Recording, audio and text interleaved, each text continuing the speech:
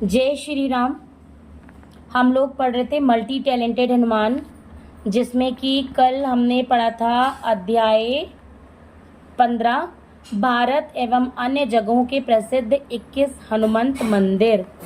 आज हम पढ़ेंगे अध्याय 16 द्वादशाक्षरी हनुमान यंत्र या गारुड़ी तंत्रानुसार।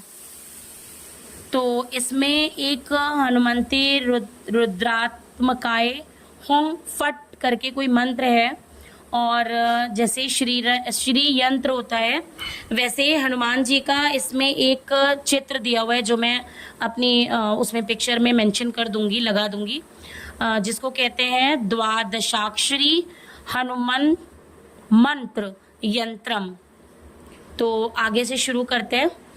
जय श्री राम। ओम हम हनुमते रुद्रात्मकाय हुम फट। यह बड़ा ही शक्तिशाली मंत्र है। द्वादशाक्षरी हनुमान यंत्र किसी स्वर्णकार से अष्ट धातु अथवा तांबे में बनवाएं। इसकी व्यवस्था न होने पर भोजपत्र पर कनेर अथवा लाल चंदन की लकड़ी की कलम बनाकर लाल चंदन घोलकर भोजपत्र पर इस यंत्र को बनाएं। इसकी पूजा शनिवार से प्रारंभ करनी है।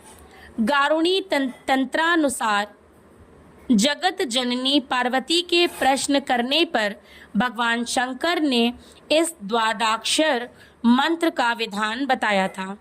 इसको सिद्ध करने के लिए चाहे यंत्र हो अथवा भोजपत्र पर हो, नदी के किनारे किसी एकांत जगह पर, पर्वत पर अथवा सामान्य भूमि पर शुद्ध स्नान आदि करके हनुमान जी की प्रियता के लिए प्रणाम करके पूजन की सामग्री रख लें।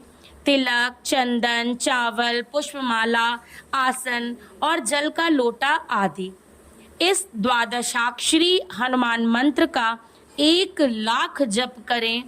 25,000 इसका पुरक्षचरण करें।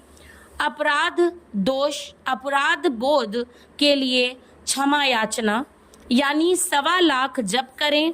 फिर इसको अंगुष्ठ आदि हृदय न्यास आदि करके 1,25,000 जप करने के बाद में साधक को यह यंत्रम अपने घर में रख देना चाहिए।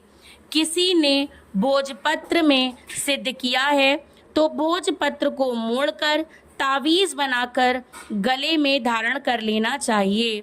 ऐसा करने से निश्चित रूप से साधक को सभी मनोकामनाएं पूर्ण होती हैं और साधक हर प्रकार से बलवान होता है।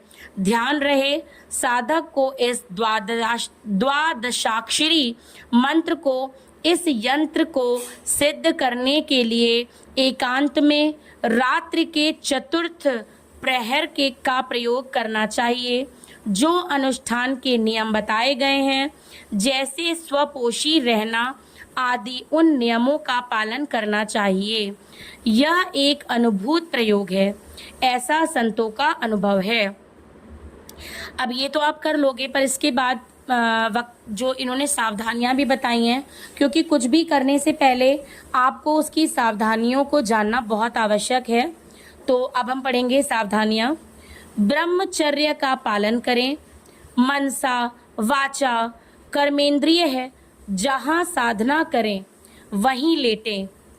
स्वपाकी रहें, अर्थात अपने हाथ से भोजन आदि बना करके पावें, एवं नाखून, बाल आदि न काटें। तेल, साबुन आदि का प्रयोग न करें।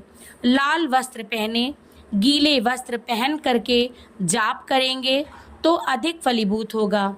दीपक प्रज्वलित करें। 1,25,000 जप शनिवार से प्रारंभ करना है, जो रात्रि काल के चौथे प्रहर में करना है। स्वभोजन करना है।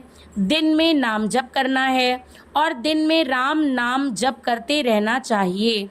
रात्रि काल में इस मंत्र का जप करना चाहिए। कम से कम 21 दिन, 18 दिन, 41 दिन या 81 दिन के अंतर से इस जप को पूर्ण कर लेना चाहिए। द्वशांश हवन कर लेना चाहिए।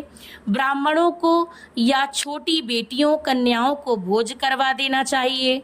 भोजपत्र यंत्रम के साथ साथ भी भोजपत्र में लिख कर रखें तो 2 सिद्ध कर सकते हैं। एक घर पर स्थापित करें, एक गले में धारण कर लें। इससे निश्चित रूप से अनुभव भी होगा और बालाजी की कृपा भी प्राप्त होगी। इसी के साथ हम यहाँ विराम लेते हैं। कल हम पढ़ेंगे अध्याय 17। जय श्री राम। बालाजी महाराज की जय। बालाजी सरकार की जय। सन्यासी बाबा की जय। दादा गुरु की जय।